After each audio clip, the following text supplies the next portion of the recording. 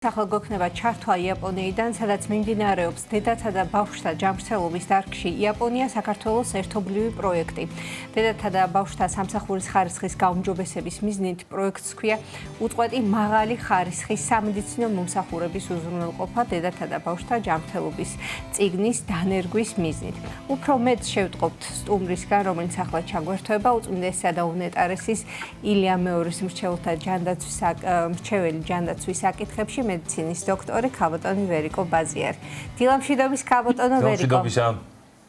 მოგესალმებით, დილამშვიდობის. მადლობას მოგახსენებთ, რომ მახერხებთ ჩართვას. გადავიდა აქ. მოგესალმებით. ქალბატონო ვერიკო, მეორე ეტაპი დაიწყო. ჩვენ არაერთხელ გქონდა საშუალება ჩვენ გადაცემაში, რომ მობრძანებულიყავით, ასევე ჩართულიყავით და გვესაუბრა ამ პროექტის წარმატების შესახებ. ახლა უკვე მეორე ეტაპი არის ამ წიგნის, ამ პროექტის განხილვისა და უფრო მეტად რომ მოგვაწოდოთ ინფორმაცია, როგორ მიმდინარეობს და მთავარი მიზანი ამ პროექტის რაც არის, თუ რას წარმოადგენს. ძალიან დიდი მადლობა ასეთი დიდი ყურადღებისათვის, თუმცა შუა სამუშაო რეჟიმში ვარ და მოგახსენებათ იაპონელებისთვის ყოველი წუთი არის უნიშნელოვანესი და რამდენჯერ ვთხოვეს უკვე დაბრუნდი სამუშაო არენაზე. ჩვენ ნამდვილად ვიმყოფებით ახლა უნიშნელოვანეს, ესე ვთქვათ,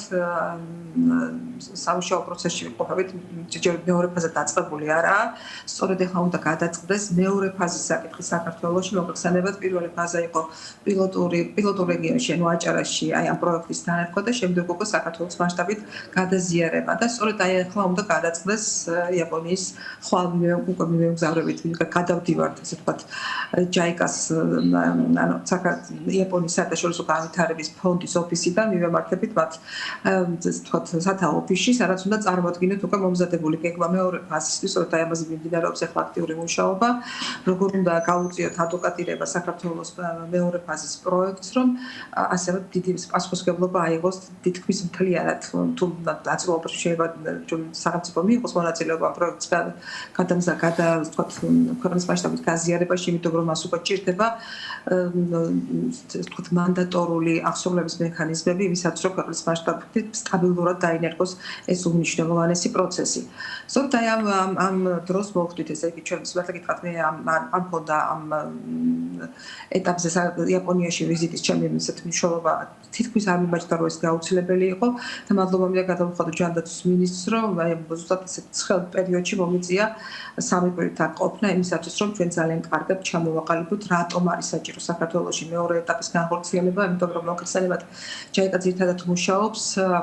ძალიან დიდ და ფინანსურად ძალიან გაჯერებულ ქვეყნებში, მაგრამ ჩვენ არ გვასაბუთებთ ჩვენ პროექტის საჭიროებას იმით, რომ ჩვენ არ ვართ მართალი რამდენიმე ასეული მილიონობით მოსახლეობის მქონე ქვეყანა, მაგრამ აქ მეორე პრობლემაა, რომ არც 3 მილიონი არის დემოგრაფიული კრიზისი და რთული დემოგრაფიული სიტუაცია და ამიტომ თითოეული ბავშვი და თითოეული ორსული ქალი არის განსაკუთრებით ესეთი მნიშვნელოვანი ქვეყნისათვის და ამიტომ მე ვფიქრობ, რომ ნაციონალურად და ეს დარწმუნებული ვარ ეს პროექტი ასე ვთქვათ გადაწყვეტილებას დადებთ გადაწყვეტილებით დაბრუნდებით საქართველოში. ხვალინდელი დღეა ეს ძალიან მნიშვნელოვანი ამისათვის და ჩვენ ესე იგი ასე მთელი დღე ვშელობთ იმის, რომ პასუხისმგებლობის რა ნაწილს გადავიზიარებთ სახელმწიფოდან ამ შემთხვევაში იაპონიის მთავრობა და საქართველოს მთავრობა. ძალიან საინტერესო იქნება ქალბატონო ვერიკო თქვენგან რომ მოვისმინოთ თქვათ იგივე იაპონიის ჯანდაცვის მაგალითები ამ მიმართულებით. როგორი არის მათი იაპონიის ჯანდაცვის მაგალითები რომ გითხრათ ამ მიმართულებით როგორი არის თქვათ დამოკიდებულება ამ პროექტის მიმართ და ზოგადად ჩვილისა და დედის ურთიერთობა ძალიან დადებითი შეფასება აქვს იმიტომ რომ ესე იგი საქართველოს მხრიდან მოქმედი გუნდი და იაპონიისგან ეს ჩათვალეთ რაღაც ერთი შეპრული მთლიანი გუნდია რომელიც საქართველოში დედათა და ბავშვთა ჯანმრთელობის სისტემის განვითარებაზე მუშაობს და დაუღალავად მინდა გითხრათ ყოველგვარი ინტერესების გარეშე მე განსაკუთრებული მადლობა მინდა გადავუხადო ქართულ ექსპერტებს რომელსაც აი რაღაც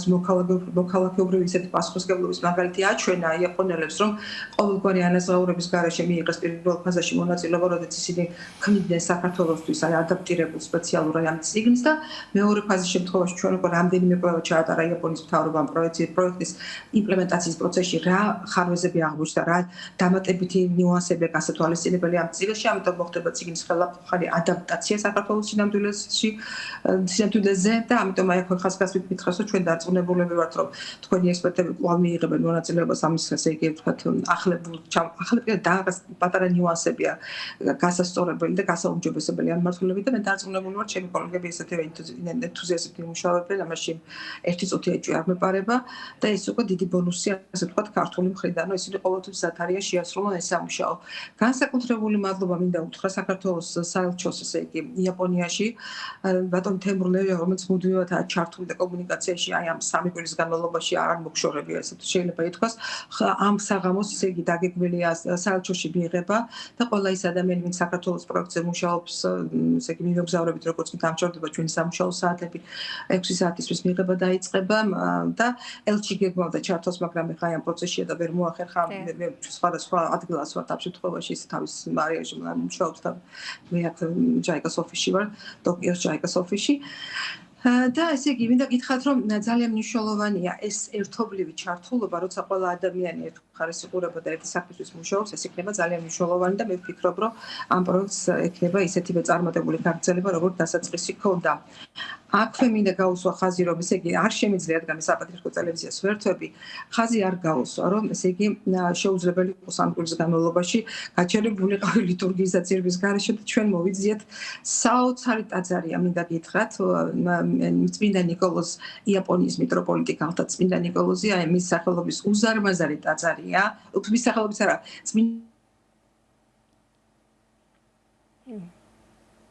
ეს არის ულამაზესი ტაძარი და მეგონა საქართველოში ვიყავი ლიტურგიაზე ბატონო გისმენთ კაბოტანო ვერიკო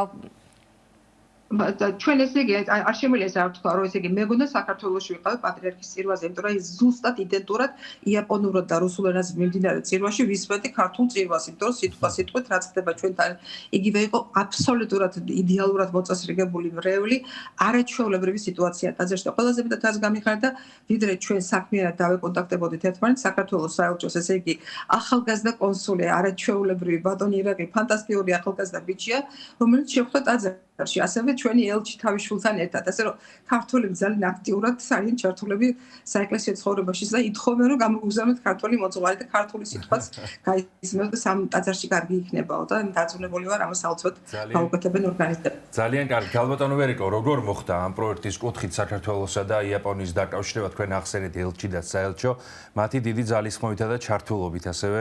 სამინისტრო ჯანდაცვის სამინისტრო ახსენეთ როგორ დაიწყო ეს პროექტი ესეც რომ ვუთხრათ მაყურებელს და მოვახსენოთ როგორ დაკავშირდა საქართველო და იაპონია პროექტის ფარგლებში? სხვა შორის მინდა გითხრათ რომ პირველად მე იაპონიაში მოვხდი 2002 წელს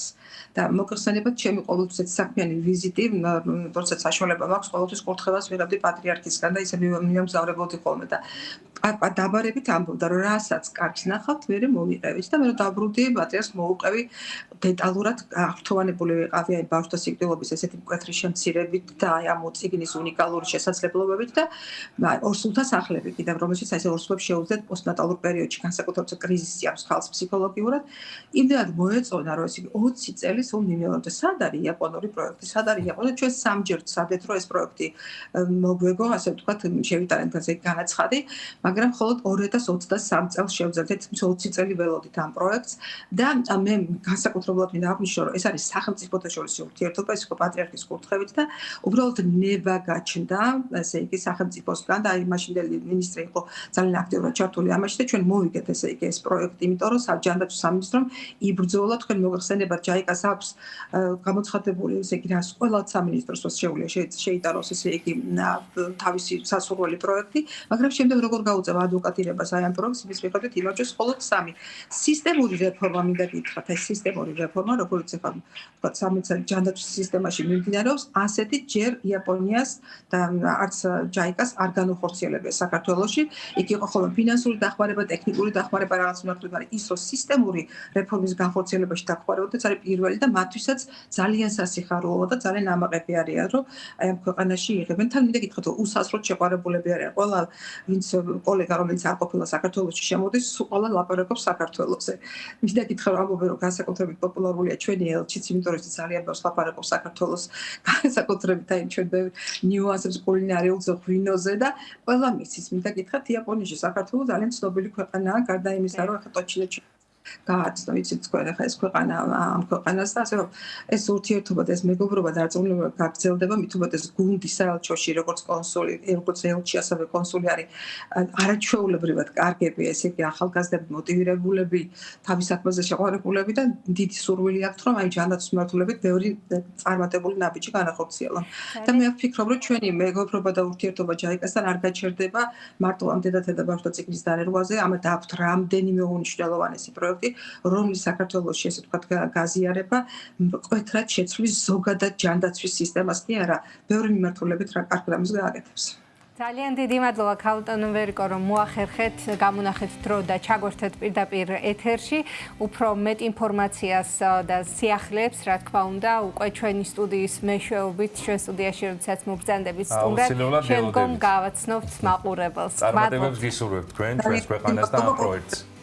დიდი მადლობა ყურადღებისთვის. დიდი მადლობა თქვენ. შეგახსენებთ სტუდიის სტუმარი გახდა თუწმინდესისა და უნეტარესის ილია მეორის მრჩეველი ჯანდაცვის საკითხებში მედიცინის დოქტორი ქალბატონი ვერიკო ბაზიარი.